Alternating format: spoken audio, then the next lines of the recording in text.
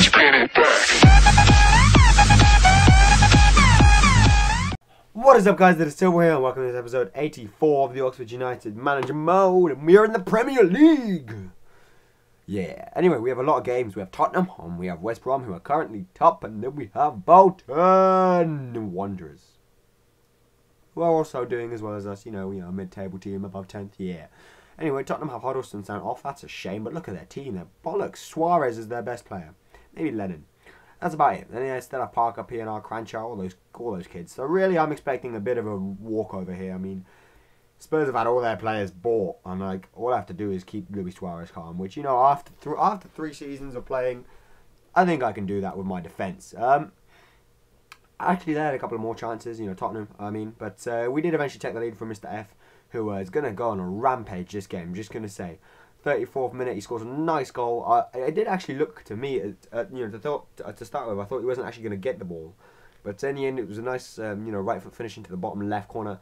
The opposite one, you know, it always works well, and yeah, I didn't mind it. We took a 1-0 lead. Suarez trying to pull off some skill there, but eventually the ball comes to him. He does a freaking scissor kick, and then Clark lets us down again. And Bakinovic, or Bacinovic, however you want to say it, I'm not quite too sure. I'm not sure how you pronounce it, but. He scores on the rebound, and Clark, dude, I could catch those, and I'm not even a goalkeeper, so please catch them. But yeah, Clark let us down to concede, and it doesn't matter because we soon got a penalty a couple of minutes later. And look, it's the biggest penalty I've ever seen. I bought on 11s, probably about the 60th, 70th minute. When is it? Oh fuck, it's like the 40th minute. Oh, whoops, bad mistake there. And obviously, Mr. F, as my main striker, steps up to take it, smashes it home into the top left corner. All good. 40th minute penalty. He gives us the lead again, and you know, hopefully this time we won't be let down by any stupid mistakes from our keeper / defenders. That's the way we do things, you know. We try to be solid at the back, and to be honest, we could have had a 3-0 lead before 3-1 lead, sorry, before half time. Mr. F striking the post again. He was on fire this episode. Not gonna lie, he was absolutely on it. But that was offside, and that was pretty much their one chance in the rest of the first half. But we actually did concede it. It was quite a nice goal scored by Tottenham. A good bit of work from, who was that, Suarez, I believe, or Bakinovic, to give it to Cranchar, who just left foot strokes it into the bottom right corner. Again, one of those opposite finishes. And when Suarez steps up to take the free kick and scores, you know we're in deep shit. Because it's the 65th minute, and we are now suddenly, all of a sudden, in about 7 minutes, Tottenham have turned the game around. A nice 10-minute spell of possession for them, to be honest, and we're suddenly 3-2 down, looking for 2 goals to, you know, round off the match. So I bring on my main man, I bring on Piazon, and I think eventually I do bring on a Tansov. There he is. And hey, that's like his 4th touch of the game. He's just received the ball for the first time, and he wins as a penalty. And there's only one man to take it, and that is Mr. F. And he steps up and slots home, and that's on the 90th minute. So yeah, this match was one filled with a lot of chances, a lot of goal-scoring opportunities. And a lot of goals, actually. And Mr. F scores a hat-trick to, you know, book our place in the draw, I suppose. Book our place in the draw. Wow, what am I saying? To, you know, earn us a draw. And that was actually the final score. 2 penalties in that game, but, you know, 2 very fully deserved penalties. And I'm pretty sure we would have scored from both chances. By the way, they had David Luiz, who was the best centre-back in the game, in my opinion. Just saying. Anyway, moving on to the next match. That wasn't an excuse, really. Moving on to the next match, we have West Brom.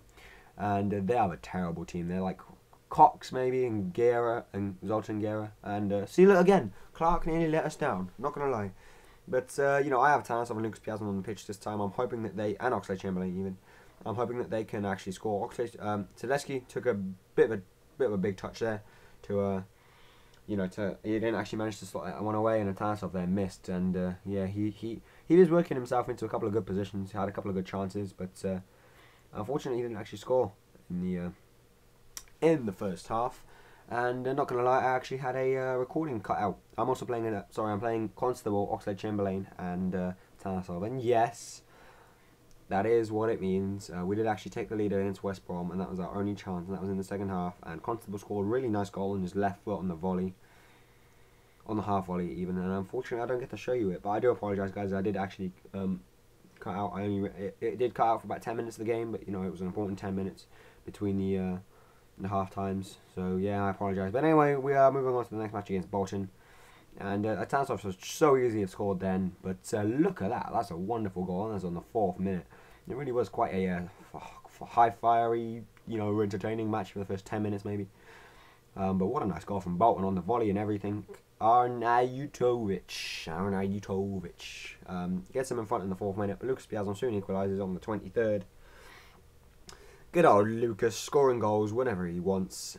And, yeah, I mean, him and Atansov and Mr. F especially has come into it this season, along with Constable being a rotation striker. Oxlade-Chamberlain hasn't really got into it that much, but them guys are just, really all over it. When they're on fire, when they're in their form, they can beat the best goalkeepers, the best defenders.